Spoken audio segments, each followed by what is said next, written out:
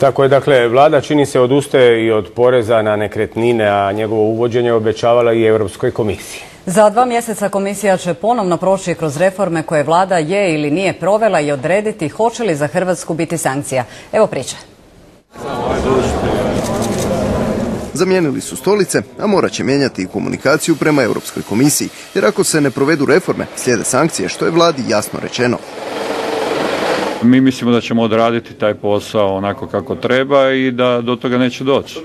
Prvi korak u sankcijama bila bi uskrata europskog novca. Prošle godine vlada je komisiji kroz nacionalni program reformi obećala unaprijediti zdravstvo, mirovinski sustav, ojačati investicijsku klimu, privatizirati dio javnih poduzeća, monetizirati autoceste i uvesti porez na nekretnine. Bio je plan da se to uvede 1.1.2016. Ostavite to nama da ispregovaramo sa komisijom. Dakle, ne znate hoće li to biti iduće godine? Ne, u ovom trenutku o tome ne razmišljamo. Dakle, neće biti. Sve sam rekao. Sa kolegama u Briselu ćemo razgovarati, ali ključne odluke moramo donijeti mi sami. Odluke oko kojih se nisu mogli dogovoriti ni u vladajućoj koaliciji, pa je tako SDP bio za porez na nekretnine, HNS protiv. HNS je i dalje čvrsto pri svome. Ali ovaj čas je sigurno preuranjeno, treba složiti dobre preduvjete.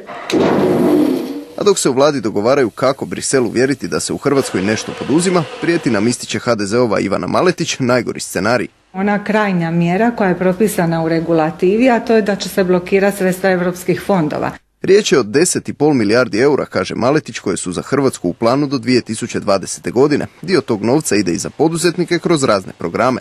Pa ih pitajte koliko su im doprinijela ta sredstva koja su dobili da bi unaprijedili svoje poslovanje. Sredstva uvijek dobro dođu, ističu poduzetnici, no vladine česte promjene porezne politike obeshrabruju ih u ulaganjima. Ne možete nešto planirati, svi sad ne znate da li će biti porez 5%, 10%, da li će se stopa, morate sve prilagođavati tome. I dok poduzetnici i dalje čekaju bolju investicijsku klimu, Europska komisija čeka vladine reforme ili slijede sankcije.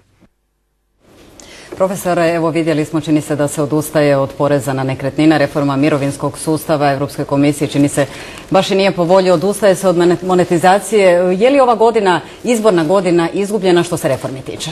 Da, mislim da definitivno je izgubljena ova godina, kao reformska godina, nažalost i one prethodne godine su također nešto slično, tako da mi poreznu reformu nismo niti napravili, nismo ni pokušali napraviti poreznu reformu, mijenjali jesmo pojedine stope porezne, pa doprinosi, pa PDV i tako dalje, da sada ne opterećujemo, ali poreznu reformu nismo napravili, a definitivno je moramo napraviti i uistinu nije fraza, ne zbog Europske unije, nego zbog održavanja naprosto naših vlastitih financija.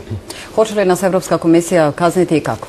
Pa da li će nas kazniti ili neće, to ćemo vidjeti. Ja mislim da neće i te prijetnje sa kaznama su dosta neutemeljene zato što se uvijek razgovara, pregovara. Konkretno Francuzi su dobili još 2 godine produžetka, Italiju i Belgiju neće također dirati izrijekom stoji komisije. Prema tome prostor za razgovore, za pregovore ima i mogućnost izbjegavanja naravno ovog najgornjeg scenarija, ali uistinu pretpostavka jeste ozbiljne prave porezne reforme koje će održati sustav stabilnim. Profesore, hvala vam na razgovoru. Molim.